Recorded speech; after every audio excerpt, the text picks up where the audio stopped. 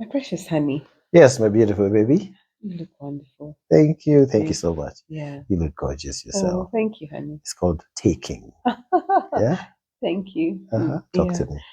No, in the healing ministry, we've Yeah. witnessed, especially among the older men, Mm-hmm. those who have been angry in their lives, especially angry with their wives and families, Mm-hmm. notice that in their later years they have terminal illnesses. Mm-hmm. Is there a connection between those? Is it there a connection between their anger and terminal illness later in life? Wow. First, a very good question. Second, it's a very sad state of affairs because countries lose experienced people, intelligent people, successful people to terminal diseases. Now, most terminal diseases are caused by emotional problems, not all, most. Mm-hmm. For example, fear brings sickness because fear, even scientists will tell you, fear will compromise your immune system. Mm-hmm. Anger is the acid that burns. Mm-hmm. So the Bible says, if you're angry with your brother without a cause, you are a murderer. That means the anger in you has the potential to kill the person to whom it is directed. Mm-hmm. If the anger within you can kill someone else, how much worse you?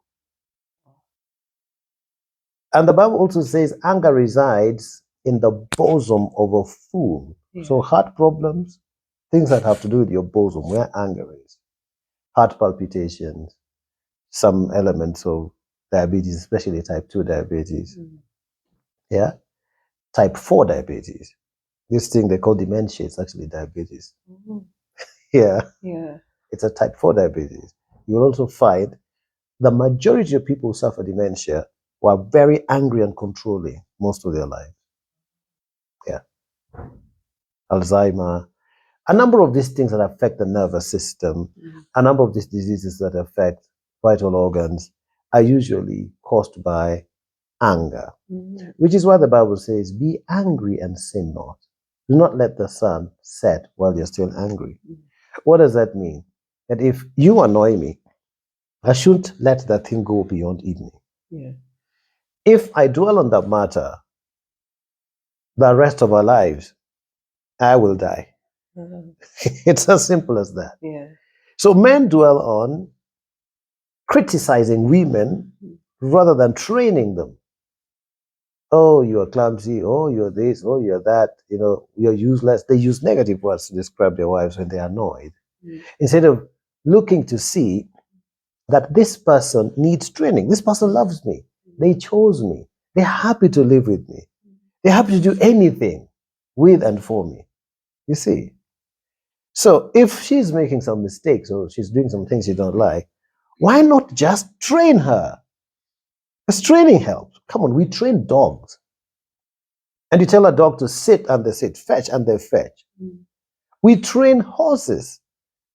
People even train wild animals. Why would we not, as men, teach politely the way a good teacher would do? Teach them to know those things that they seem not to know. Help them acquire skills in those areas where you think they are unskillful so that your anger is abated. Because these are the things that make men so angry.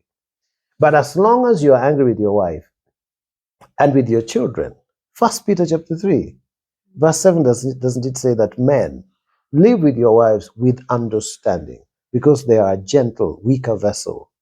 Not intellectually weak, no. Physically, a woman is tender, more tender than a man. Men are more masculine than women. The Bible says if you deal with them with understanding, you will be blessed, or else your prayer will be hindered. So the man that doesn't know how to handle the woman, doesn't have the wisdom of dealing with a woman as somebody who is gentle and tender, their prayers get hindered. Now, if your prayers are hindered, then Deuteronomy 28 becomes your portion. Cursed shall you be in the city, cursed shall you be in the country, cursed shall be when you go out, cursed shall you be when you come in. Strange diseases will cling upon you that will destroy you. Yeah. So it is true that the majority of angry men, those who are angry with their wives and angry with their children, they are just angry and scary. They always develop terminal diseases. In fact, doctors tell them nowadays, hey, relax. Why are you so uptight? You're going to die, man. Relax. Let's go. Release this anger. Yeah. Why is it that people get angry? Anger usually arises when you feel like somebody has blocked your goal. You wanted to achieve something, they stood in your way and blocked you. That always will cause you to be angry. Not all anger is bad. There's anger that enables you to deal with injustice. Yeah. But this anger directed against people you love, people who could do anything for you. Like, I know cases where men, after getting so angry with their wives and treating them so badly, they become terminally ill. And it's still the same woman that cleans them up, washes them, and feeds them, literally nursing them. This woman who was useless and clumsy and such a letdown in your heydays when you had lots of money and people surrounding you, now on bed, this is the same woman nursing them. Their anger is what has placed them on bed. Yeah. And they directed that anger at somebody who sacrifices for them.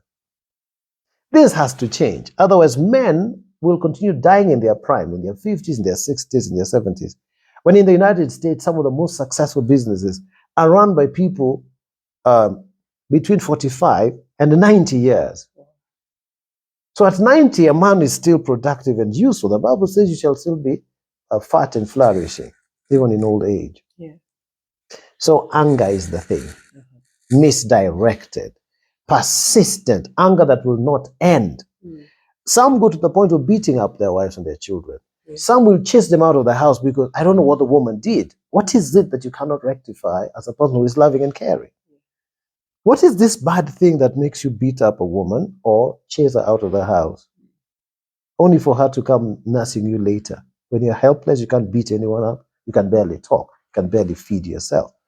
Deal with the anger, and men are going to be healthy. You're not going to lose your eyesight. Anger dilates the pupils to the point where the eyes no longer work too well. Yeah. So if you're angry all the time, you lose your sight. Some have gone blind because of anger. Yeah. So anger that is not well managed, anger that's not well directed, anger that is persistent and poisonous and toxic will kill the angry person much faster than the people you think you're trying to discipline. Yeah. That is so helpful and deep. Thank you, baby. Thank you for your answer. Most welcome. Till next time, goodbye.